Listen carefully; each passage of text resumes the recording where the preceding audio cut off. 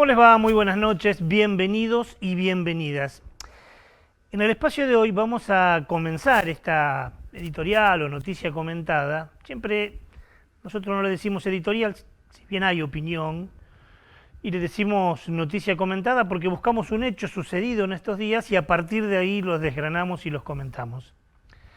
Y en este caso quiero comenzar con una afirmación que habrá que decir cuando uno da clases en las escuelas o en las facultades de periodismo y de locución, aparece permanentemente y tiene que ver con la relatividad de los temas.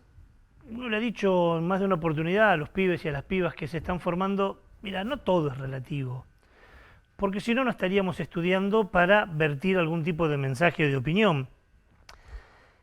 Más allá del respeto a las ideas de cada uno, hay hechos que son demostrables. Hay hechos que son tan fuertes en su peso argumental o argumentativo que podemos decir que ya son verdades y que discutirlas sería casi una necedad.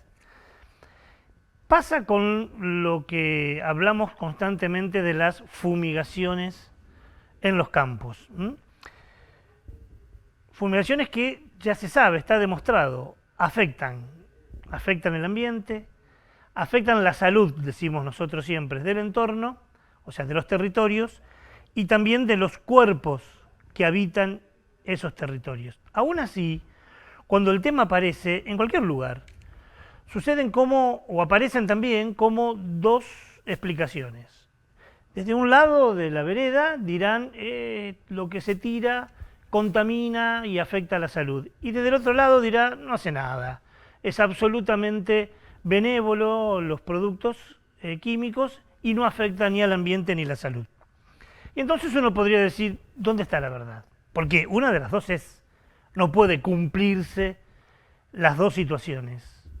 Y aparece entonces lo que decíamos recién, no todo es relativo.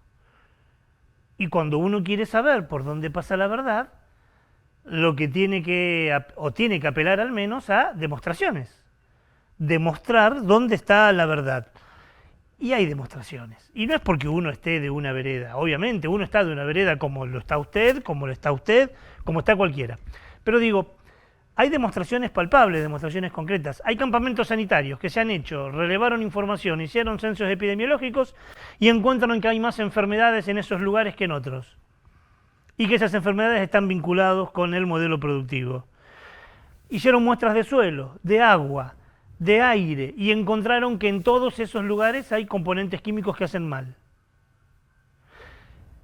Analizaron lluvia y encontraron en la lluvia que también venía contaminada por el proceso de evaporación, que ya cuando el agua se evapora ya va contaminada. Hay censos epidemiológicos, hay publicaciones en revistas de alto prestigio internacional. Bueno, amigo, bueno, amiga, ya está. Se ha demostrado que esos componentes químicos no hacen bien ni al suelo, ni al agua, ni al aire, ni a los cuerpos que habitan esos territorios. Y además aparecen constantemente nuevas demostraciones. Muchos de nosotros estamos preocupados y ocupados desde hace un tiempo ante esta realidad. Pero también algunos, y nosotros este programa lo ha hecho, se ha centrado, y uno lo hace seguramente por una cuestión de sensibilidad, en sectores más afectados o más débiles. Los griegos solían decir que una comunidad que no se preocupa por los dos estratos de la edad de la población, digo, por los más pequeños y por los más ancianos, si una sociedad no se preocupa por ellos, está enferma. Porque son los dos estratos cronológicos que más debiera tener nuestra preocupación.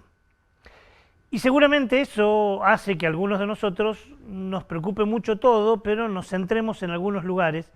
Y nosotros nos hemos centrado, aquellos televidentes que nos siguen desde hace mucho tiempo, habrán visto que hace más de 5 años que estamos haciendo un relevamiento y un trabajo periodístico que se llama Mancha Venenosa, que es un sitio web y que aborda la problemática de las escuelas rurales por el tema de las fumigaciones. Pero además habrá que decir que es un tema que no se visibiliza, que no se sabe mucho. Es muy grave lo que está pasando en las escuelas rurales y no se visibiliza. Vamos con algunos datos. Miren, en la Argentina hay 15.000 escuelas rurales. Casi todas las escuelas rurales, lo hemos visto, no es que circulamos por las 15.000, pero al pueblo que vos vayas y ves una escuela, vas a ver que al lado de la escuela, lindero, pegado como vecino, hay un campo que se fumiga y que los chicos conviven en el aula y en los recreos, cuando se fumiga, conviven con esos componentes químicos. Docentes y padres han denunciado en más de una oportunidad que los chicos están en la escuela y pasan los aviones o pasan la mochila para fumigar y que en ocasiones muchos de esos chiquitos y los docentes han visto afectado su salud con problemas de alergias en la piel o problemas respiratorios. El último relevamiento que se hizo de escuelas rurales es del año 2018. Y en ese año se decía que en las escuelas rurales cohabitan 700.000 niños y niñas. 700.000 alumnos viven en estas escuelas rurales con esta realidad. Y este tema que sufren los pibes y que sufren las pibas, también lo sufren la directora, los docentes, los asistentes escolares, los padres, que ya han denunciado en la justicia, en muchos casos, hay muchos casos, que se ha denunciado en la justicia y que en algunos casos también han conseguido algún fallo que limite las fumigaciones por lo mal que hace. Yo les decía que hace un tiempo estamos recorriendo escuelas de 4 provincias: Santa Fe, Entre Ríos, Córdoba y Buenos Aires. Tenemos casi 200 horas filmadas con testimonios de personas en estos lugares. Esto se llama Mancha Venenosa y es un sitio web, una webdoc. Para poder mostrarles a ustedes lo que genera este modelo, vamos a ver ahora, hicimos una edición muy brutal de todo el material, una edición de algunos testimonios de docentes, de asistentes escolares y de padres. Vas a ver y escuchar a Paola Kruger, que es directora de una escuela en Varadero, provincia de Buenos Aires, a Estela Lemes, que es directora de una escuela en Gualeguaychú, a Mariela Leiva, que ya no lo es, pero que fue directora de una escuela en Concepción del Uruguay, y a 2 mamás de provincia de Buenos Aires que hablan sobre cómo se vive en las escuelas rurales. Las pocas que quedamos estamos inmersas en una nube tóxica porque es todo el tiempo. A mí me ha pasado de estar trabajando con los chicos en el patio y que se pongan a fumigar en los campos linderos que están a 30 metros de la escuela y tener que correr a resguardar. Lo primero que tenés que hacer es resguardar a tus alumnos, llamar, denunciar, que no te den bolilla, que todo queda en la nada, porque ya nos ha pasado de estar trabajando y que pasen fumigando y tenés que salir corriendo con los chicos porque a refugiarte. No, en ese momento estaba una docente y yo nada más en esa fumigación. Y ella se fue adentro con los niños y no estuvo. Yo cuando veo, empieza el mosquito a dar la vuelta, porque es un campo bastante extenso. Entonces sale de la tranquera y se va para el fondo del campo, entonces ahí llevo a los chicos y a la señora al aula, llamo a los padres, llamo a la policía y yo me veo muy expuesta porque él seguía dando vueltas y no paraba y yo me tuve que acercar al alambrado. Ahí, bueno, llega la policía, constata los bidones tirados ahí que era de agroquímicos y bueno, después proceden. La impotencia de sentirte tan chiquito, perdón.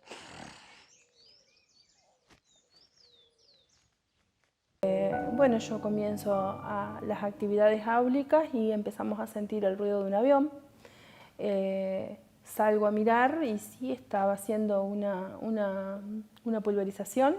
Vuelvo, ya el olor era muy fuerte, vuelvo al aula, porque es un solo aula.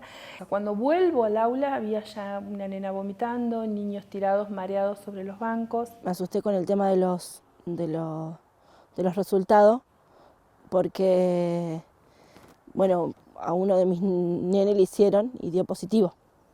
Es rara la sensación, porque uno, o sea, yo como madre lo primero que fui a ver fue el de mis hijos, ¿no? Y fue como un primer suspiro de alivio, pero cuando vi que había otros que sí daban, Le dio positivo de glifosato en sangre, en orina. Eso llevó varias semanas de proceso interno, de entender de preguntarse, uy, ¿qué hice? ¿Por qué quisimos convencer a estas mamás? ¿Por qué? O sea, le estamos arruinando la vida, ¿no? Como hubo una frase que a mí me partió, que fue: yo les agradezco porque ustedes me abrieron la puerta del infierno, pero me abrieron la puerta. Ahí estaba, ¿no? Insisto, es una edición brutal de mucho más testimonios y materiales, pero para que veamos qué es lo que se vive.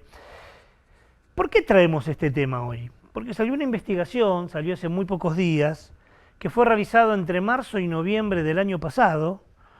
Lo llevaron a cabo científicos del CONICET y demuestran que docentes y asistentes escolares en el sur de la provincia de Santa Fe, más concretamente en el departamento de Los Rosarios, tienen su cuerpo contaminado con los productos que se utilizan en las fumigaciones. Vamos a contextualizar un poco esto. Esta es una investigación que se hace a partir de un convenio del gremio de los docentes santafesinos, en este caso ANSAFER Rosario, y del CONICET.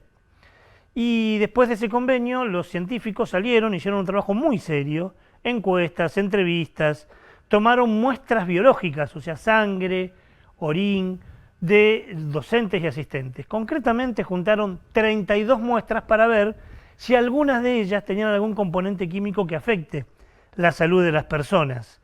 Y son de las localidades de Ibarlucea, Alvear, Villa Amelia, La Carolina y Acelval. Todas localidades del sur que están atravesadas por el modelo de siembra directa. Las 32 muestras estaban infectadas. Los 32 cuerpos están enfermos, es más, presentan lo que se conoce como daño genotóxico. Están contaminados en su cuerpo. Bueno, vio que no todo es relativo. Ante esta evidencia, ¿es posible seguir diciendo no hace nada, no afecta nada? Por eso el tema vuelve a ponerse en discusión para ver qué pasa con los cuerpos de las personas que habitan estas localidades y concretamente con los trabajadores y los niños que van a estas escuelas. Los 32 trabajadores ya saben que están enfermos, enviaron la información al Ministerio de Educación, que es su jefe y por lo tanto el responsable de la salud de estos trabajadores, y uno vuelve a preguntarse entonces, ¿es otra muestra más que tiene el gobierno de la provincia? ¿Va a hacer algo? ¿Va a investigar? ¿Va a citarlo a las 32 personas? ¿Va a hacer un estudio complementario para ver qué sucede? Los científicos dicen que el ministerio debe realizar otros estudios para confirmar de dónde proviene el daño, aunque está muy claro, las 32 personas viven en diferentes localidades de escuelas que están linderos a campos. Pero la ciencia siempre es muy precavida a la hora de sacar una conclusión y dice, bueno, hagan otras pruebas y confirmen la causa. Pero vamos a ver en esta placa que hicimos para ustedes hoy, qué es lo que dicen los investigadores cuando hablan de este trabajo. Y concretamente lo que dice, y ahí la vamos a ver, dice que quienes trabajan en estas instituciones, hablando de las escuelas, eso lo dicen los investigadores del CONICET, se exponen a ciertos contaminantes ambientales en sus lugares de trabajo. ¿Por qué? Por la cercanía de los campos de cultivo, por las maquinarias agrícolas, por los hilos, por los basurales y por las industrias que están linderas a ese lugar tan sagrado que es la escuela. Y dice más adelante el estudio de los investigadores del CONICET, los estudios genéticos alertan sobre la presencia de daño genotóxico que supera los valores basales, o sea, el piso, especialmente en el caso de docentes cuyas escuelas se encuentran muy próximas a los campos de cultivo. Y entonces uno vuelve a preguntar, con estos datos, la patronal de estos 32 trabajadores, el gobierno que debe cuidar la salud de los chicos y las chicas que van a estas escuelas, ¿van a hacer algo?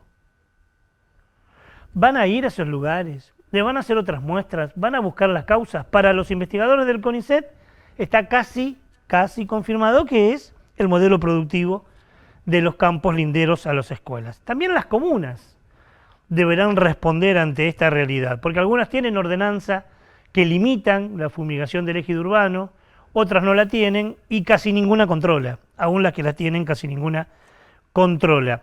Está clarísimo que es el Estado quien debe determinar cuál es la causa del daño que sufren los docentes. No solo por estas 32 personas que ofrecieron sus muestras para saber, sino por la cantidad de personas que viven cerca de allí, por los chicos y las chicas que viven en estos lugares, porque se trata de un tema de salud pública. Y una vez más, y ahora que estamos en periodo de sesiones ordinarias, habrá que decir que es un nuevo llamado de teléfono para los legisladores y las legisladoras, para que de una vez por todas, después de 19 años, como veíamos la semana pasada, de patear la pelota y no aprobar o no tratar ninguno de los proyectos, aprueben un proyecto de ley que limite las fumigaciones terrestres, que prohíba las aéreas, porque en esto se va la vida de nuestros laburantes y la vida de nuestros pibes. No todo es relativo. Hay demostraciones que son muy palpables. De esta manera cerramos nuestro comentario de hoy. Vamos a seguir el tema, vamos a seguirlo porque es muy pero muy profundo, pero doy la bienvenida a Gaby, a Gaby Rey, que como siempre, ¿Cómo le va? ¿cómo le va, Gabucha? Muy bien. ¿Todo lindo? Todo bien. Bueno. Un gusto como siempre estar acá. Y dispuestos a acompañarlo en esta hora de Onda Verde con muchos temas. En realidad hoy no tenemos tantos temas, pero sí mucha producción. Exacto, está como muy profundo todo. Sí. Me parece bien, es otra alternativa, otra manera de encarar el programa. Tenemos las luces como siempre, ¿no? Como siempre, las luces y que tienen 3 colores, como habitualmente. Bueno, la roja, la mala noticia tiene que ver con una aldea que fue absolutamente arrasada por una avalancha en la base de los Alpes suizos por el derretimiento de un glaciar. Bueno, una demostración más de que la crisis climática está con nosotros. Exactamente. En cuanto a la luz amarilla, bueno, la luz amarilla tiene que ver con, la posibilidad. ¿Será que la madre naturaleza encontró una manera de ayudarnos a resolver el tema del plástico? ¿Sí? Porque existen gusanos que se alimentan de poliestireno. Ah, mira. Así que bueno, vamos a estar en la luz amarilla porque es como un descubrimiento, vamos a ver si eso se puede trasladar a una cuestión así de amplio espectro. Y la luz verde tiene que ver con el reciclar, porque hay empresas que han encontrado la manera de tomar los neumáticos, que son inmensas, la cantidad de neumáticos que se desperdician, y transformarlos en, por ejemplo, sandalias, en calzado para los seres humanos. Es uno de los componentes que cuando se queman son los más contaminantes. Exactamente. Así que, bueno, esas son las 3 noticias que traemos en las 3 luces del semáforo hoy. Hoy vamos a estar hablando de extractivismo. ¿Qué es el extractivismo? ¿Qué entendemos cuando hablamos de él? ¿Hay extractivismo en la Argentina? ¿Quién lo lleva a cabo? Y nos da pie para hablar, ya lo hemos hecho, en realidad la entrevista de hoy está grabada, porque hablamos con Lucas Michelou. Lucas Michelou es abogado de la Asociación de Abogados y Abogadas Ambientalistas de la República Argentina, que junto a otras instituciones llevó a cabo 2 querellas. Una en Punta Tombo, que es en Chubut, en la Patagonia Argentina, a partir de lo que fue una masacre llevado a cabo por Ricardo Larrellina, un productor que de manera ilegal aparentemente mató a más de 200 pingüinos para poder abrir una calle. Y por otro lado, en lo que se conoce como la mafia, y les juro que no hay exageración en el término, la mafia del desmonte que está ocurriendo en Chaco. Las 2 querellas, una ya tiene fallo judicial, la otra no, tienen que ver con el extractivismo, y hablamos con Lucas Michelou de estos 2 casos, que son casos recientes, y nos va a poner en autos, como dicen los abogados, sobre qué está pasando con este tema. Muy bien, me voy a mi lugar. Vaya a su lugar, prepárese para la mala noticia, la luz roja. Así es. Que mientras Gaby va y avanza y la luz roja se prende, siempre aprovecho este espacio para adelantar algunas cosas. Son varias cositas, las doy muy rápido. La primera, Gaby recién hablaba del reciclaje del caucho, en este caso. Nosotros estuvimos el martes pasado, estuvimos en la estación Belgrano, se llevó a cabo allí Santa Fe Circular, toda una exposición de reciclaje y de comercio sustentable. Estuvimos con Franco, con Gaby, y sacamos varios testimonios que en el futuro serán parte de nuestro programa. Otra cosa que queremos avisar es que estamos muy felices porque vamos a estar en Luján, provincia de Buenos Aires, en el primer Congreso de Agroecología de los Pueblos. Nos invitaron para exponer como periodismo ambiental, y vamos a estar también en Rosario, en el 8º Congreso de Salud del Instituto de Salud Socioambiental. También vamos a estar ahí presentando Mancha Venenosa. Así que felices por poder compartir nuestro laburo de tantos años en estos encuentros. Y hablando también de futuros programas, dos que estamos preparando. Uno es una entrevista que ya hicimos y que la tenemos ahí guardada, que es muy de nuestros días, porque vamos a estar hablando con Ana Laura Pino. Ella es gestora ambiental, docente universitaria y se ha especializado en el tema de basura, pero fundamentalmente la basura electoral, la basura que se genera después de las campañas electorales. Estamos en un año electoral, así que nos pareció piola poder hablar con ella de eso. Y además, también vamos a estar seguramente hablando con Mercedes Méndez, Meche Méndez, enfermera del Garrahan. Es la que está con los chiquitos en cuidados paliativos del cáncer, muchos de ellos productos de las fumigaciones. En esta coyuntura que la están pasando tan mal, vamos a hablar. Miren la cantidad de material que estamos juntando para compartir con ustedes en futuros programas. Pero momento de presentar la primera luz del semáforo. Se prende la luz roja, la mala noticia de la semana, que habla concretamente de la crisis climática que se vive en todo el mundo. Así es, te lo anunciábamos recién en el sumario y tiene que ver con, bueno, literalmente la desaparición de una aldea en la base de los Alpes suizos. Esto fue la semana pasada, la aldea se llama Blatten en Suiza, bueno, allí en los Alpes, como te decía, quedó sepultada después de un derrumbe del glaciar Birch. Esta avalancha, que es una mezcla de hielo, roca, nieve y agua, arrasó con casas, árboles, el cauce del río. Esto pasó el 29 de mayo. Rafael Mayoraz es el responsable de gestión de riesgos naturales y comenta todo lo que trajo este alud. Ocurrió el peor escenario posible. Eso significa que los 3 millones de metros cúbicos de rocas cayeron junto con el glaciar. Esto es muy raro. No podemos encontrar un ejemplo en la historia, pero todo ha caído. Y no sabemos exactamente cuánto material hay arriba, pero seguramente la gran mayoría cayó. Según los expertos de esta dependencia, dicen que cayeron más de 3 millones de metros cúbicos de roca de un solo golpe. El colapso fue tan violento que atravesó el valle y se trepó hasta la montaña opuesta de este valle.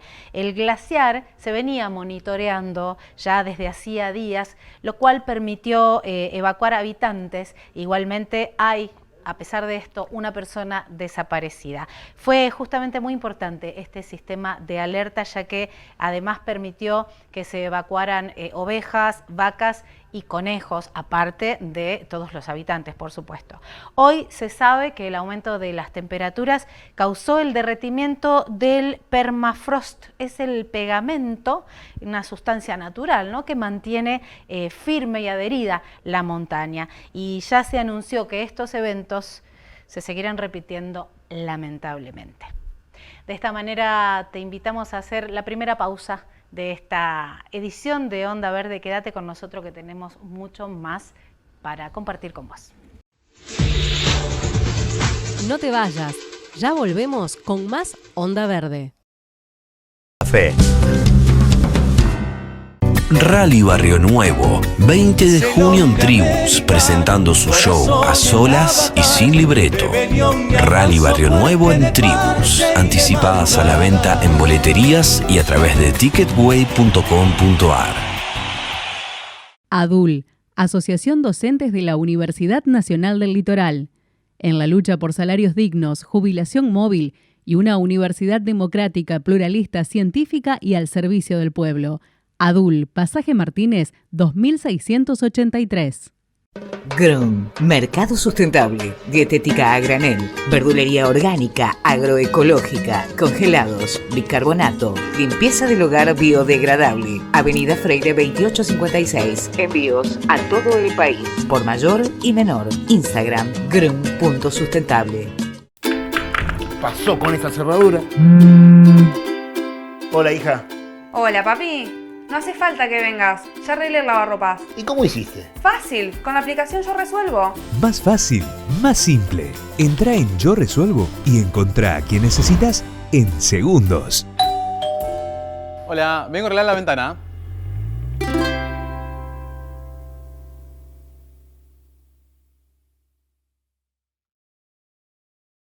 Farmacia Figueroa Sobrero, 87 años al servicio de los santafesinos.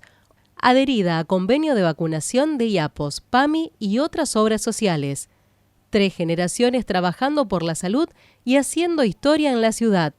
Farmacia Figueroa Sobrero, Avenida General Paz, 7471. Segundo bloque del programa, y tal como lo anunciábamos, pequeño informe para hablar de extractivismo, una palabra que se ha impuesto en el último tiempo. Ahora, ¿qué es el extractivismo? ¿Cómo lo definimos? Debemos decir que la explotación en grandes volúmenes de recursos naturales. ¿Y qué son los recursos naturales? Son lo que cada país tiene, a veces en su subsuelo, a veces en su superficie, que el extractivismo lo saca de manera voraz, de manera feroz, y que utiliza generalmente como commodities, o sea, como materia prima, la lleva a otro país para hacer el producto elaborado que muchas veces nos vende a nosotros. A ver, sacan el litio de acá de manera muy violenta, muy agresiva, lo ponen en barcos, se lo llevan, hacen celulares y nos venden los celulares a nosotros. Bueno, de eso hablamos cuando hablamos de extractivismo, ¿no? No cierra económicamente, pero además nosotros somos un programa de ambiente, lo que genera son grandes pasivos ambientales. Y el extractivismo se llama así porque extrae de manera, insisto, muy violenta, sin tener en cuenta, sin tener precaución con los daños que ocasiona, pueden ser daños económicos, daños ambientales, y que genera allí. Porque lo vamos a repetir una vez más, los ambientalistas no queremos un subsuelo rico y una superficie pobre. Nadie está diciendo que dejemos el litio allí, el problema es quién lo saca, cómo lo saca y para qué lo saca, que es lo que estamos discutiendo. El extractivismo se puede dar en la agricultura y se lo hace con este modelo de siembra directa, se hace con la minería a cielo abierto, en el norte, en el sur y en la Patagonia Argentina y en la cordillera, con el gas, hasta en el mar argentino se hace extractivismo, sacando gas y petróleo de las profundidades del mar, con el petróleo, con los peces, hay extractivismo en diferentes enfoques de producción. Y en todos los casos hablamos de extractivismo porque no hay límites, no hay cuidados, esa necia idea de explotar de manera infinita en un mundo que es finito, no hay manera, es un suicidio hacer esto.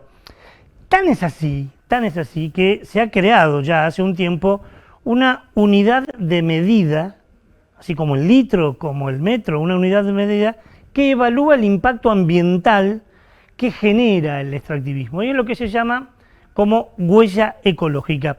Ya hablamos hace un tiempo de la huella ecológica aquí en este programa, es lo que genera como las consecuencias que deja un consumismo exacerbado. Y la verdad estamos en el debe. Esa unidad hoy nos dice que extraemos y consumimos más de lo que el mundo puede generar. Voy a utilizar la misma figura que utilizo siempre. Si el mundo fuera un enorme supermercado que nos llena de góndolas los productos, estamos sacando más productos de lo que en un año el mundo puede generar. Hoy estamos debiéndole al mundo como 2 años y medio, 3 años casi, de productos. En algún momento ese supermercado nos va a decir, no tengo más. Puse en la góndola todo lo que tenía y vos te lo consumiste de una manera que no me dio tiempo a volver a producir eso que vos consumiste. Hoy dicen que el mundo gasta por año un 1,7, o sea, casi 2 planetas por año. Lo que genera el planeta lo consumimos. En un año consumimos 2 planetas. En Estados Unidos, que es la sociedad más consumista que hay, es peor. El habitante norteamericano consume 5 planetas por año. Bueno, en algún momento este planeta va a colapsar, y de eso es lo que se está hablando. La demanda hoy supera el 30% de lo que el mundo puede generar, o sea, consumimos un 130% de lo que el mundo genera, pero además producimos también más residuos de lo que el planeta puede soportar. Es como que tenemos un enorme recipiente de basura, lo llenamos siempre y rebalsa y allí queda. Gastamos más energía, gastamos más alimento, más materia prima, más suelo del que podemos usar. Bueno, así no se puede. En este aspecto, dos hechos muy importantes en la Argentina. Uno se conoce como la masacre de Punta Tombo y otro se conoce como la mafia del desmonte en Chaco. Están siendo judicializados, por eso se nos ocurrió que podíamos hablar con alguno de ellos y hablamos con uno de los abogados que lleva a cabo la causa. Se llama Lucas Michelou, es integrante de la Asociación de Abogados y Abogadas Ambientalistas y hablamos de los dos temas. Vamos a dividir esta entrevista en dos partes. La primera tiene que ver con lo que pasó en la masacre de Punta Tombo. Una locura, se lo resumo muy rápido, lo va a explicar mejor Lucas. Hay un empresario, hizo desmonte, abrió caminos, lo hizo de manera ilegal, lo hizo donde tenían los nidos los pingüinos, o sea que los afectó, los atacó y los asesinó en época de reproducción. Además puso un vallado eléctrico y los pingüinos no podían, mamá y papá pingüino no podían ir al mar a buscar el alimento para el bebé. Mató más de 200 pingüinos, una locura lo que pasó en Punta Tombo. Hubo juicio, hubo 2 sentencias y no digo más nada yo, lo dice Lucas Michelou. Bueno, este fue un hecho muy reconocido a nivel nacional e internacional porque fue muy dramático como sucedió. Entre 2021 y entrando en 2022 se llevó adelante una fenomenal antropización en una de las áreas más pristinas que hay en la Patagonia Argentina, que es Punta Clara, Punta Tombo. En esa oportunidad, un empresario ganadero en su propio establecimiento, en su propia finca, utilizó una maquinaria pesada, una máquina retroexcavadora, para abrir distintos caminos, para hacer distintas remociones de suelo, y a su par fue arrasando con centenares de nidos y pichones y huevos que existían en el interior de esos nidos porque estaban en una época de reproducción, ¿no? Esto sucedió en la pingüinera de Punta Tombo, ¿no? Esto generó una fuerte conmoción porque de pronto pensemos, ¿no? Pasar una máquina retroexcavadora arriba de nidos en una época donde estas aves migratorias llegan para reproducirse, están realizando esa estrategia de reproducción que es siempre muy complicada, y se llevan adelante remociones de casi 40 centímetros del suelo, de perforación, ¿no? De rasurar el suelo, desmontar la flora nativa, todo esto absolutamente clandestino, sin ningún tipo de autorización, ¿no? Y colocando, que creo que es también un dato de color, pero que nosotros lo hemos incorporado en la denuncia penal, un alambrado perimetral que había estado alimentado con un boyero eléctrico, impidiendo que la pareja de pingüinos que estaba en ese momento alimentando a sus crías pudiera desplazarse libremente al mar, entrar y salir para poder traer comida, ¿no? Ese fue el hecho que sucedió. Que en realidad Ricardo Larregina es la persona, el productor. Lo que hizo, como bien decías vos, es de manera ilegal querer abrir un camino y de esa manera destruyó gran parte de los nidos. ¿Digo bien si más de 100 pingüinos fueron los que murieron? Bueno, se logró relevar con los mejores especialistas del mundo, te diría, Ricardo, un total de 175 nidos afectados a través de lo que son las metodologías científicas de censura y de nidos, ¿no? Ahí hay una variante dependiendo de los nidos activos, nidos pasivos, toda una metodología muy técnica, claro. Pero eso arroja arriba de los 200 pichones y o huevos que fueron literalmente desintegrados por esta maquinaria, ¿no? Acá fue una causa que intervino, digamos, para ponerlo en claro, ¿no? La propia National Geographic nos ofreció información satelital que nos permitió ir viendo día a día cómo se iba abriendo esos caminos y cómo se iban destruyendo estos ecosistemas, ¿no? Por eso es que un caso que ha tenido mucho material probatorio. Claro. Los Ustedes principales como... especialistas en pingüinos estuvieron testimoniando en este caso. Ustedes como Asociación de Abogados Ambientalistas, junto a otras instituciones, inician una querella en el 2024 y sale una sentencia del Tribunal Colegiado de Rawson. ¿Qué dice a grandes rasgos la sentencia, Lucas? Bueno, nosotros sí, denunciamos, nos constituimos como querellantes y lo que buscamos, por un lado, era que este caso no quede impune, como tantos otros casos que quedan impunes, pero por otro lado lo que buscábamos, y esto me parece que es importante, porque escuchaba que hablaban de ecocidio recién, ¿no? Muy interesante.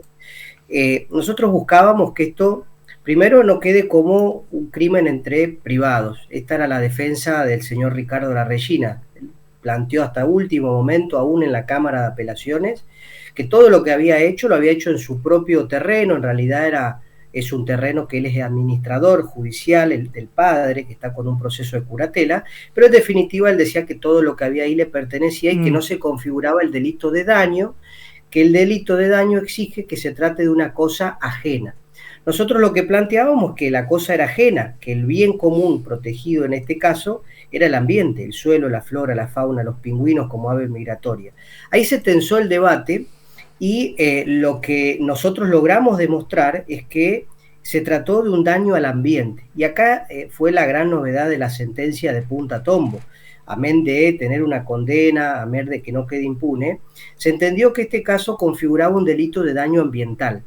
Y esto pareciera, para que de pronto nos está escuchando, que no es ninguna novedad, pero es realmente una novedad dentro del sistema legal judicial, porque nuestro Código Penal, ese artículo del daño, históricamente no ha sido utilizado, porque ha sido negado sistemáticamente por la justicia, como un delito que permita atrapar la criminalidad ambiental, en este caso el daño ambiental.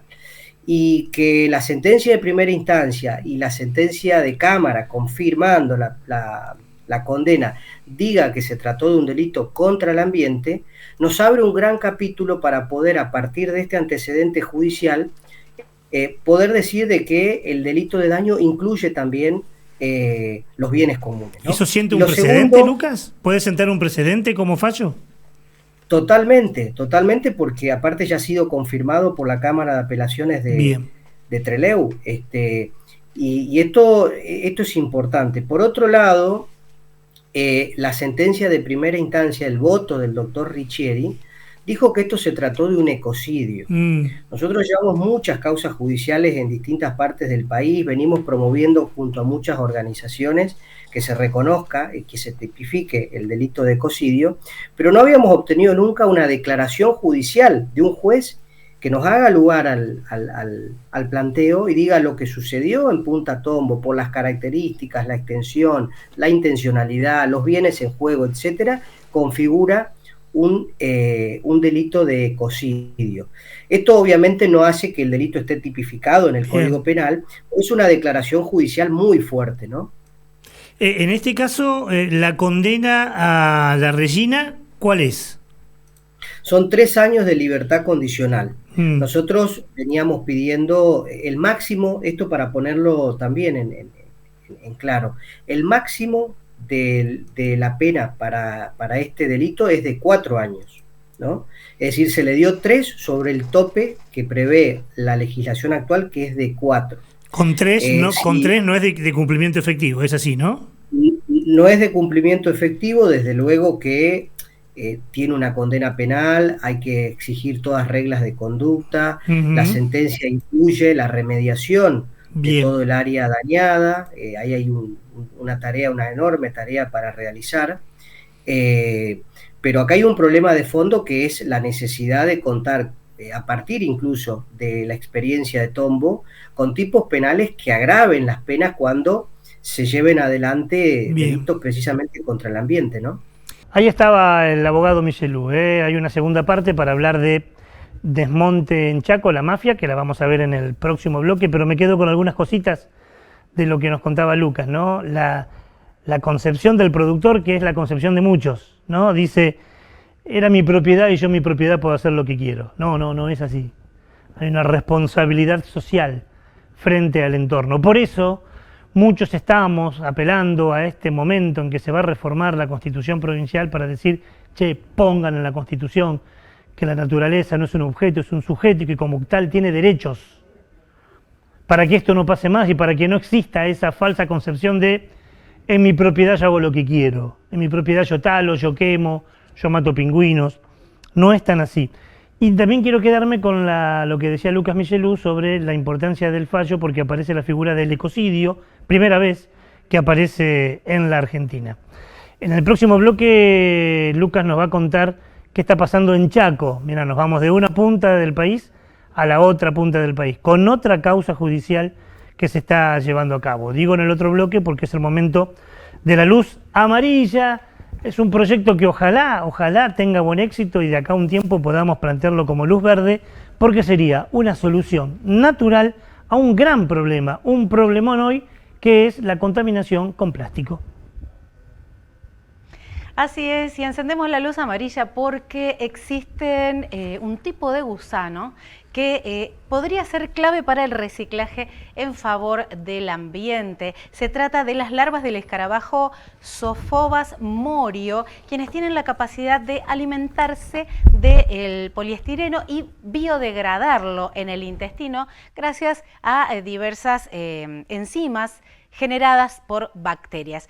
Estas enzimas bacterianas pueden convertir el plástico en sustancias más simples que el gusano utiliza como energía que le permite seguir viviendo. Ya hace tiempo que diversos científicos anunciaban que estos gusanos podrían aportar al desecho exuberante de plásticos en el mundo. Hace 4 años, Federica Bertoncini, investigadora europea, lo anunciaba. Hemos descubierto que estos gusanos, que son los gusanos de la cera, pueden biodegradar el polietileno. El polietileno es el plástico de los envases o de las bolsas de basura. Por ejemplo, si ponemos 100 gusanos en una bolsa de plástico, puede degradar hasta 92 miligramos de plástico de polietileno en una noche. El trabajo continuó y actualmente los investigadores están buscando aislar estas enzimas para producirlas a escala industrial con el objetivo de aplicarlas en el tratamiento de residuos plásticos, lo que podría, por supuesto, ayudar a reducir la contaminación por este material. Aún queda camino por recorrer, claramente, para usar esta tecnología a gran escala, pero bueno, estos pequeños gusanos ya nos están mostrando que la naturaleza podría tener la respuesta para ayudarnos con este problema. Bueno, con esta semi buena noticia que acabamos de darles con la luz amarilla, los invitamos a un nuevo corte y ya venimos, nos queda todavía mucho más por compartir. No te vayas, ya volvemos con más Onda Verde. APUL, el gremio del personal no docente de la Universidad Nacional del Litoral, trabaja por una educación pública y gratuita, construyendo la Universidad Popular. APUL, 1 de mayo, 3164. Lali llega el 12 de junio a Santa Fe. Atención fanáticos, la estrella del pop presenta su nuevo show en la Estación Belgrano. Después de romperla con su nuevo álbum, la artista aterriza en Santa Fe con un espectáculo pop rock inolvidable. Anticipados en boleterías y por ticketway.com.ar. Y acordate, no vayas a atender cuando el demonio llama. La falta de iluminación es un tema que nos importa y hemos tomado la decisión de cambiarlo. Este año comenzamos un inédito plan de alumbrado público que abarca 80 barrios de la ciudad. En los primeros meses cambiamos y reparamos más de 3.500 luminarias. La ciudad avanza y lo estamos logrando juntos, mes a mes. Pronto tu barrio también encenderá sus luces. Estamos mejorando. Municipalidad de la Ciudad de Santa Fe.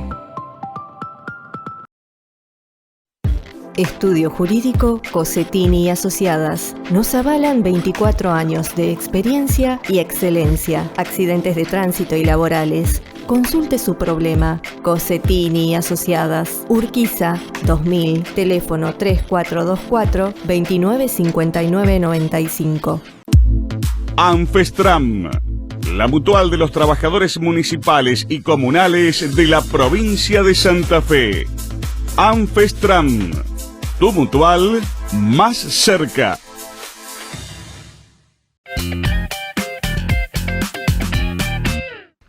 En el bloque anterior, el abogado Michelou nos hablaba de una de las causas, la de Punta Tombo, que bueno, ya tiene fallo en primera instancia, apelaron y fallo en segunda instancia.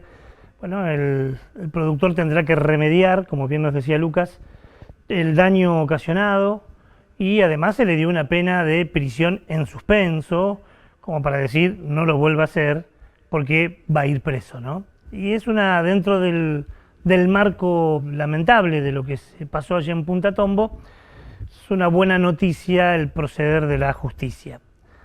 Algo similar pasa en la otra punta del país, y es lo que se conoce como la mafia del desmonte. Y yo le decía que no es exagerado plantear la palabra mafia, porque lo que vamos a escuchar ahora en la entrevista, la segunda parte de la entrevista que le hicimos al abogado, tiene que ver con un tremendo entramado donde aparece una asociación ilícita entre políticos, empresas nacionales, empresas extranjeras, funcionarios. Realmente es tremendo lo que va a ver ahora. Yo le pido que preste atención, porque es tremendo lo que denuncian y lo que se ha comprobado. Por ejemplo, hay diputados, hay gobernadores, está el gobierno nacional comprometido, está también gente de la Administración Nacional de Bosques, el gobierno de Chaco. ¿Por qué? Porque hicieron la vista gorda, porque están talando de manera guasísima lugares donde está prohibido, y todo hecho con un entramado de silencio y de complicidades. Hablamos con Luca Michelou, el abogado, uno de los abogados que llevan a cabo este juicio en Chaco, y nos contaba este entramado corrupto y terrible que lo dimos en llamar la mafia del desmonte. Decimos mafia porque las mafias están por fuera de los estados. Claro. Y están por fuera de los gobiernos de turno. Digamos, cambian los gobiernos, cambian los funcionarios públicos, pero las mafias siguen operando, ¿no? Por eso el nombre. Y esto es lo que nosotros presentamos el año pasado cuando hicimos la denuncia en la Justicia Federal. Nos constituimos también como querellante en esta causa, y rápidamente la Justicia Federal y la Fiscalía a cargo de nuestra denuncia vio la verosimilitud, la seriedad que tenía todo lo que estábamos diciendo, y por un lado se inició un proceso de investigación muy complejo, develando, ¿no?, este entramado de corrupción entre funcionarios públicos, exfuncionarios públicos, empresarios tanineros, y al mismo tiempo se declaró la suspensión de los desmontes en la provincia del Chaco. Esa suspensión sigue vigente todavía, con mucha resistencia por parte de la provincia del Chaco, que ha pedido recientemente el levantamiento de la cautelar. Pero bueno, a medida que esta causa avanza, se va consolidando probatoriamente todo lo que estamos diciendo. Nosotros presentamos hace algunos días atrás un nuevo informe donde, bueno, logramos también seguir acompañando nueva prueba que permita dar insumos a la justicia y a la fiscalía para acreditar nuestra teoría. Y acá seguimos, Ricardo, probando lo que estábamos diciendo inicialmente, ¿no? Pasando por el ingeniero Alabac, que ustedes se acuerdan, hemos hablado en otra oportunidad. Sí. El ingeniero Alabac, para que sepan los oyentes, fue el mayor obtentor de permisos de desmonte como ingeniero agrónomo privado a la provincia del Chaco. En un año, por ejemplo, llegó a obtener el 70% de los permisos de desmonte, ¿no? Es el responsable de él solamente de casi 40.000 hectáreas arrasadas en la provincia del Chaco.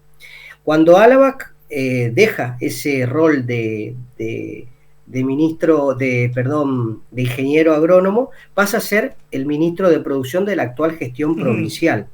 Nosotros denunciamos porque es parte estructural de este entramado, esto de estar de los dos lados del mostrador, ¿verdad? Y fue tan escandaloso y tan al mismo tiempo categórico todas nuestras presentaciones, que este ministro tuvo que renunciar. Renunció hace algún tiempo atrás, recordarán, a su cargo de ministro de producción en la provincia. ¿Quién asume como ministro de Producción luego que renuncia Hernán Alabak? Zimmerman. Doc Zimmerman, que era senador de la provincia del Chaco. Y él asume, digamos, pide licencia a su banca, que es algo ya cuestionable en sí, para asumir como ministro de Producción de la provincia del Chaco. ¿Qué sucede? Asume como ministro de Producción, luego aparece el escándalo de las criptomonedas, que involucra directamente al presidente, y en ese momento renuncia al cargo de ministro de Producción, Zimmerman, para reasumir en su banca en el Senado y darle el voto que le faltaba al gobierno nacional para que no se constituya una comisión de investigación frente a este escándalo, ¿no?, de las criptomonedas. O sea, por el voto de Zimmerman no se inició esta investigación. ¿Qué tiene que ver esto con los desmontes? Se preguntarán. Bueno, la respuesta o la devolución de gentileza a este favor, a este compro, esta compra de votos, digamos, fue que el gobierno nacional le autorizó hace algunos días atrás a la provincia del Chaco el nuevo ordenamiento territorial de bosque. Es decir, le aprueba a la provincia del Chaco, el gobierno nacional, el nuevo OTBN, totalmente ilegal, lleno de contradicciones por todos lados, que es totalmente insostenible, ¿no? Entonces nosotros incorporamos en el informe, denunciamos esto como parte de ese entramado que se sigue perpetuando, ¿no? Devolución de favores, entramados de corrupción.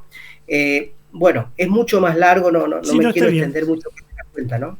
Pero es tremendo, porque en realidad lo que se está demostrando además es que durante todo este tiempo estos funcionarios / empresarios / socios de algunas empresas, inclusive extranjeras, están desmontando inclusive en zonas donde estaba prohibido desmontar, ¿no? Totalmente. Sí, totalmente. A ver, se cambian los usos del suelo, se otorgaron, la provincia del Chaco otorgó cerca de 1.400 permisos en 10 años. A 15 empresas, ¿no? A unas 15, hay muchas más, pero nosotros en el informe pusimos esas 15 empresas, es cierto. Todo de manera irregular, ¿no? Es decir, con un ordenamiento territorial de bosque que ya estaba vencido, que necesitaba ser actualizado, etcétera. Pero esto, digamos, termina, a medida que avanza esta investigación judicial, se termina viendo el entramado más fino.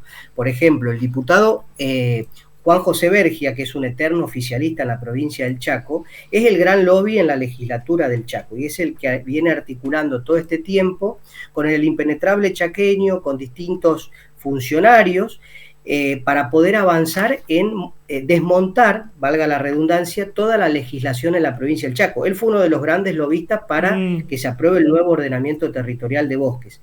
¿Saben a quién nosotros le secuestramos la topadora por estar violando la cautelar que prohibía los desmontes hace muy poco? A un gran empresario en la provincia del Chaco, que es Roberto Nardelli, que tiene desmontadoras, ¿no? Tremendo, ¿no? Tremendo, ¿no? El daño que han ocasionado y que quieren seguir ocasionando, y cómo en ese abanico hay gente muy poderosa, tanto del poder político provincial de Chaco, del poder político nacional, los favores que se pagan, gobierno nacional con gobierno provincial, empresas multinacionales y empresas argentinas.